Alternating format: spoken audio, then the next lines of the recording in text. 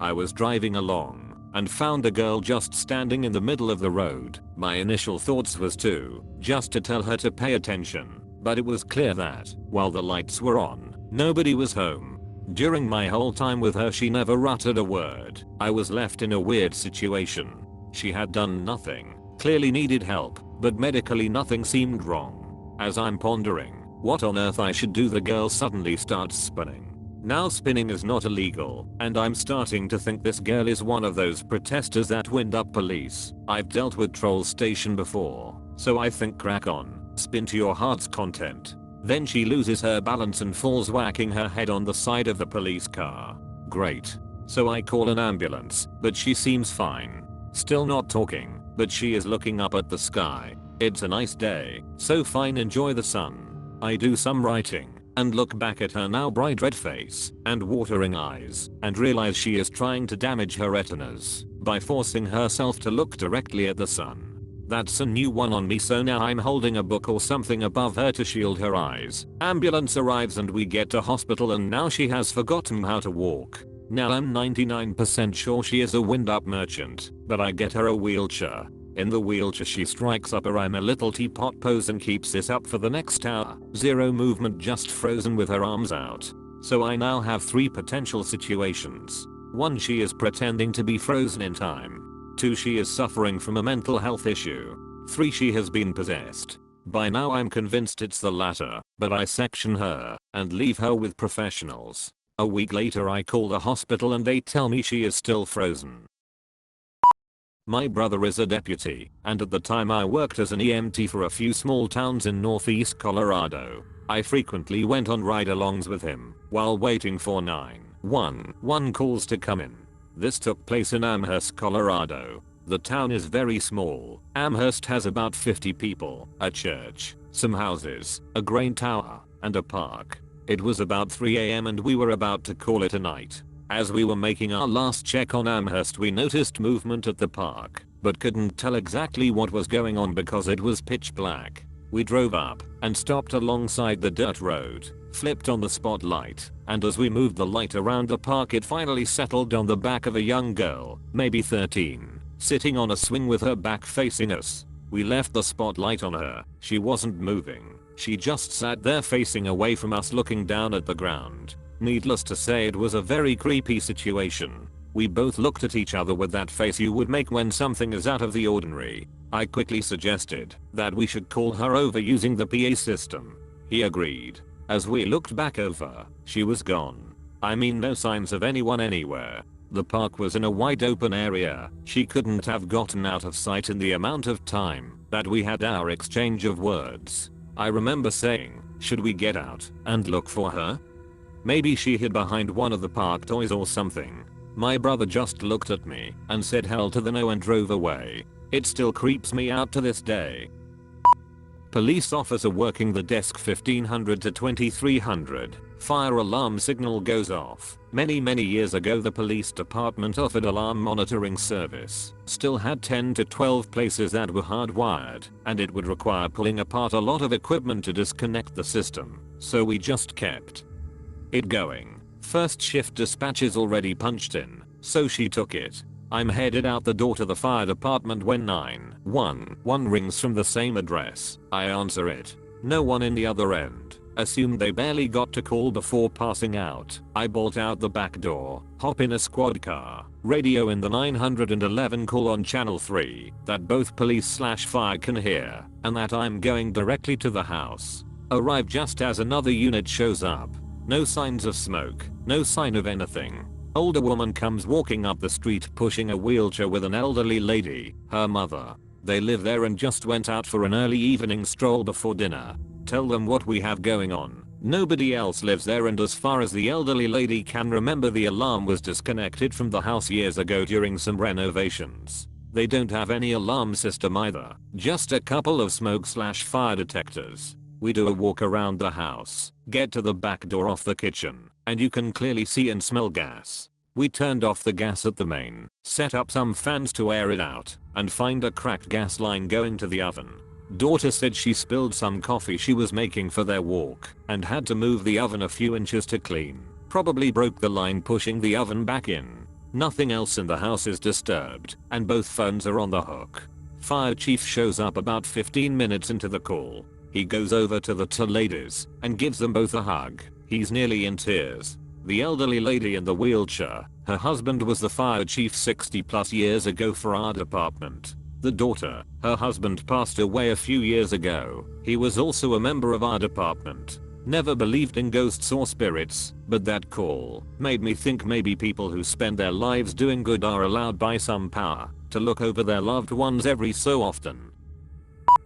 Crazy old woman called because she heard someone repeatedly banging on her front door and garage door. It's after midnight and I get there, and the house is in the middle of the woods with nothing around for miles. I talk to the lady, and she insists I check her large shed out back. So I open the shed door and peek in with my flashlight, and the entire shed is filled with creepy large homemade dolls. They're each probably like 2 to 3 feet tall and sitting upright facing the door. The hair on my neck went up for a minute. I didn't truly believe that something supernatural was going on, but dolls are just really fucking creepy. I'm a second generation firefighter. My father spent the latter days of his career as a fire safety director at a massive mental asylum. Our state version of OSHA has to come and do inspections at all facilities. His was no exception, so the OSHA inspectors make their way to an abandoned part of the facility that used to house the criminally insane. The absolute worst of the worst. Serial killers, rapists, cannibals, etc. My father left them with keys and a flashlight because the electricity didn't work. The inspectors were radioing back to my father that they kept hearing talking and footsteps, which was impossible. Not even squatters could move around because each section is isolated with locked doors to prevent escape. Eventually, the inspectors give up and actually flee without finishing. My dad decides to stick around and check the alarm boxes. They didn't. As he is checking one of the alarms, he feels as if someone is watching him from down the hall. As he looks, a shadow forms with a head, shoulders, torso but no legs and just 2 holes where there should be eyes. My dad noped the hell on out of there. Since the hospital has shut down, it has been on Ghost Adventures, Ghost Hunters and a myriad of other shows and movies. My dad has been in some of them. Jason from Ghost Hunters called it the scariest place he's ever investigated. Fire/EMS here. This is not my story. It happened on a different shift, but captain working overtime with us one day told it to us, and it creeped me out. The captain was on the first due engine company that was dispatched to a residential fire alarm in the middle of the night. Our dispatch protocols require us to send the first due unit emergency to a fire alarm, while the second due engine and ladder company respond routine. We go to tons of fire alarms and 99% of the time they are caused by a faulty system or burnt food, so we usually don't get too worked up over them. Anyways, as they approach the neighborhood they see the orange glow in the distance, and when they get on scene they find a 4,000 square foot house with heavy fire showing on the rear and that had already broken through the roof. The call was then upgraded to a working structure fire and more units were dispatched to assist. The captain of the first due stayed on the outside the whole time. He was incident commander until the 1st battalion chief arrived on scene and took over, and then he assumed the safety role. So, he's on the outside, in radio contact with crews that are inside fighting the fire. After the bulk of the fire had been extinguished, and as operations were winding down, the captain sees smoke inside a second-story window and asks crews inside to go inside the room on the B/C corner to make sure the fire hadn't spread to the other side of the house. The crews search for a few minutes and radio back, "There's no room there, sir."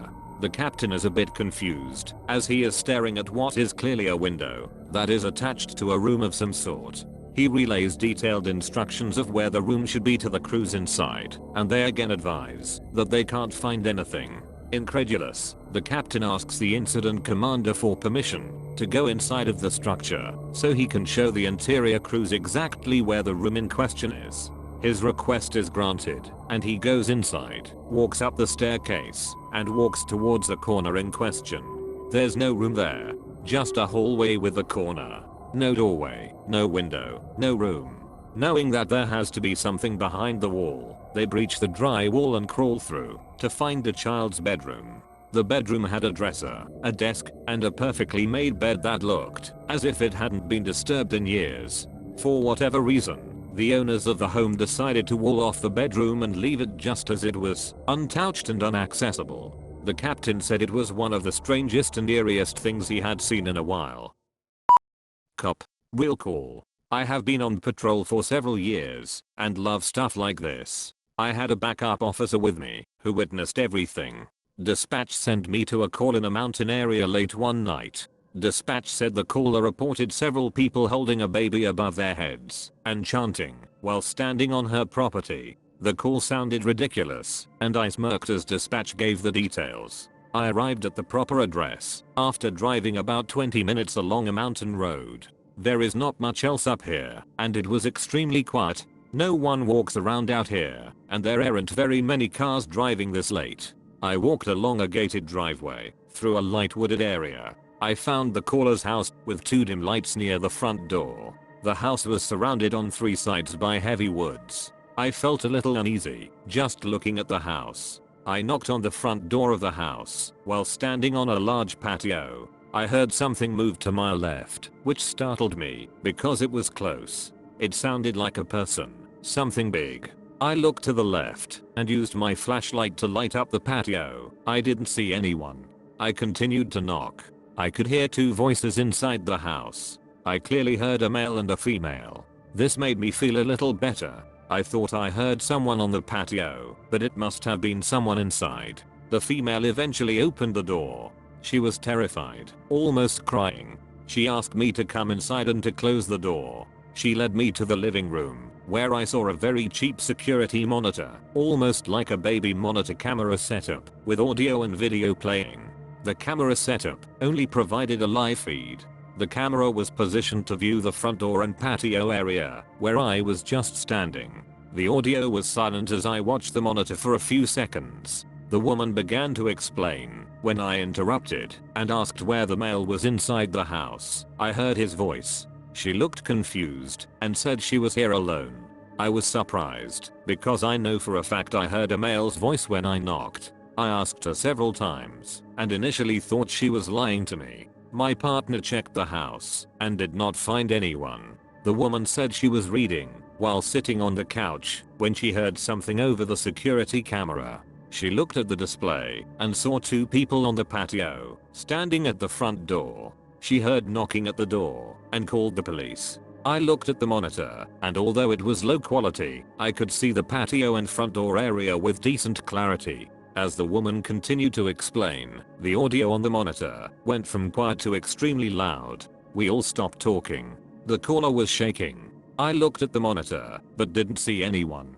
Loud audio continued to blast from the speakers. The audio sounded like wind, but it was not windy that night. I asked the woman, "What is that?" and she said, "It is them." I looked at my partner who was nervous. The woman gives me her cell phone, stating she took pictures of the monitor, showing the 2 people on her patio. I looked through several low quality pics and didn't see anything.